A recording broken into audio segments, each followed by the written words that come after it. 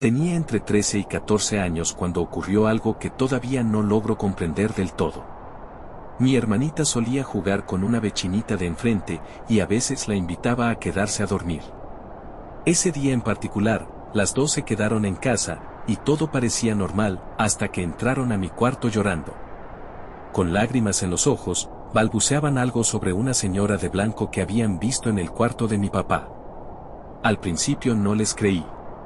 Pensé que estaban inventando cosas o que solo querían asustarse entre ellas. Pero su miedo era tan genuino que, aunque dudaba, decidí ir a revisar. Cuando entré al cuarto de mi papá, en efecto, ahí estaba, una figura de mujer vestida de blanco, inmóvil, en medio del cuarto. No supe cómo reaccionar. La lógica me decía que no podía ser real, pero mis sentidos me decían otra cosa.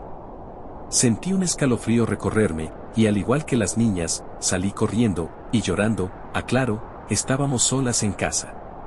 Con el tiempo, empecé a convencerme de que todo había sido producto de mi imaginación, una especie de histeria colectiva.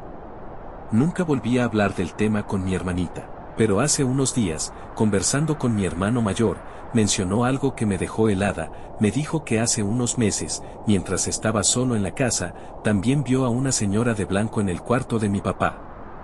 Su reacción fue la misma que la mía, se encerró en su cuarto llorando. Lo más extraño es que no somos los únicos que hemos visto cosas. Varios vecinos nos han contado que, cuando la casa está vacía, han visto siluetas moverse en las ventanas. Algunos incluso aseguran que antes de que nos mudáramos, ocurrió una tragedia en ese lugar, una señora y su hijo murieron quemados ahí. No sé qué pensar. Tal vez sean solo historias, o tal vez esas sombras y esa señora de blanco sigan rondando la casa, esperando algo, o a alguien.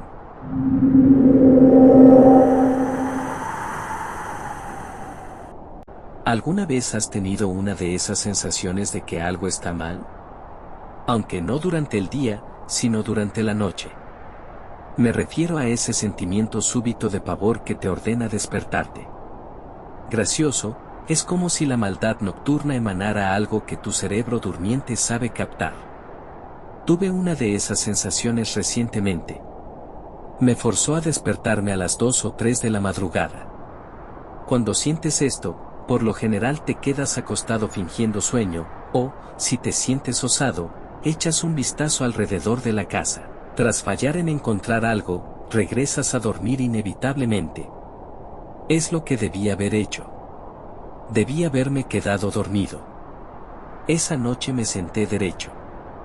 Por un largo rato, me quedé sentado mirando fijamente a la oscuridad del cuarto antes de darme cuenta de que estaba despierto. Luego, el miedo hizo efecto. Esa sensación opresora que compacta tu pecho y serpentea en su camino por tu garganta. Estaba solo y con la mirada dilatada sin razón alguna.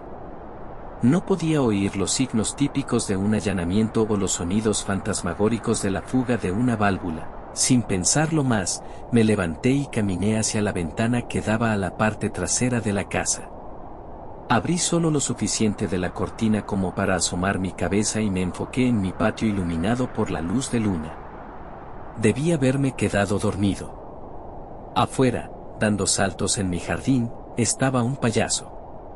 Tenía pliegues en sus mangas y cuello, pantalones abultados y zapatos flexibles. Su rostro, pintado en blanco, era rematado por una gran nariz roja de goma. Sin duda alguna, era lo último que hubiera querido ver por la madrugada. Bailaba en silencio total repitiendo un paso que solo los niños encontrarían divertido. Lo vi con fascinación tensa mientras recorría el jardín, intentando ignorar el creciente bulto en mi garganta. Se movía, deteniéndose ocasionalmente para jugar con mis herramientas de jardinería u oler las plantas incipientes. Entonces balseó hasta un retoño de roble que había plantado para luego desaparecer. Parpadeé. No era posible. Caminó detrás de la delgada planta infante, pero no regresó del otro lado. Tuve que haber podido mantenerlo en mi mirada hasta el último momento, pero no fue así. Fue como si el payaso caminó a través de una puerta escondida cerca del retoño. Deseé que todo fuera una especie de sueño lúcido. Pretender que nada sucedió era más fácil que la verdad. El payaso regresó, noche tras noche. Llegué a verlo bailar en mi patio por semanas, y desaparecía al final de cada noche de la misma manera. Una noche, desapareció detrás de una manguera de jardín, solo para reaparecer segundos después tras la podadora. Esta noche lo encontré cavando un agujero en el jardín. Nunca lo había visto hacer algo como eso antes, y mi pensamiento inmediato fue que el payaso estaba cavando mi tumba. El agujero se hizo más y más profundo en lo que cavó hasta que la cima del agujero se alineó con su cabeza. Una vez que había terminado, se paró frente al agujero sin moverse, cuando, de la nada, giró su cabeza. Mi corazón latió tan fuerte que pude sentir el hierro en mi paladar. Estaba a punto de alejarme de la ventana a un mismo momento en que lo vi agacharse y arrancar una flor. El payaso puso el tallo entre sus dientes y plantó la pala firmemente en la tierra, antes de estirar tirantes imaginarios y admirar su trabajo como un granjero. Mi corazón pulsaba aceleradamente para ese punto, aunque estaba aliviado de que no me había visto. Como si esa cosa me hubiera leído la mente, se dio la vuelta para encararme. Nunca pensé que añoraría un paro cardíaco. Escupió la flor y corrió hacia mí con sus pies aleteando hacia los lados. Se detuvo a unos metros de la casa, sonriéndome con sucios dientes anaranjados, y señaló al agujero llamando mi atención como un niño que acaba de terminar su pintura de dedos. Congelado en mi lugar, lo único que pude hacer fue sacudir mi cabeza furiosamente en un ademán negativo. La sonrisa del payaso se desplomó y se rascó la cabeza como si estuviera confundido. Avanzó hacia el agujero y lo señaló de nuevo. Se quedó parado ahí por un momento antes de actuar animadamente su momento de jajal. Luego se contoneó hacia la pala enterrada y desapareció detrás de ella. Estuve a la espera de que reapareciera en el jardín como antes. Recé silenciosamente para que fuera así, hasta que escuché la puerta de mi closet abrirse.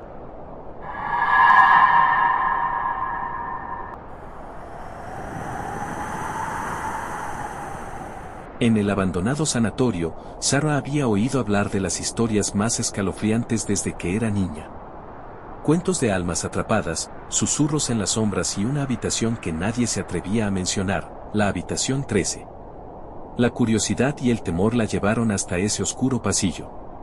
Con una linterna temblorosa, siguió las huellas de lo que parecía ser sangre seca.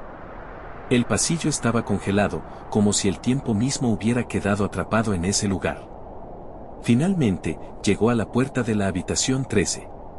Un silencio pesado colgaba en el aire. Al abrir la puerta, una ráfaga de aire frío la envolvió. En la esquina más lejana, una figura pálida y desgarrada yacía en un lecho desvencijado. La figura se movió lentamente y una voz apenas audible susurró: «Nunca escaparás». Los ojos sin vida de la figura se encontraron con los de Sarah, y en ese instante, supo que había perturbado algo más allá de su comprensión. Sus pasos apresurados la llevaron de vuelta al pasillo, pero el sanatorio parecía tener un plan propio, cambiando de forma ante sus ojos, convirtiendo los pasillos familiares en un laberinto interminable. Sarah se sintió atrapada en una pesadilla sin fin, persiguiendo corredores sin salida, mientras los susurros se volvían cada vez más intensos y amenazadores. En ese momento, comprendió que, en su búsqueda de respuestas, había abierto una puerta que nunca debería haber cruzado.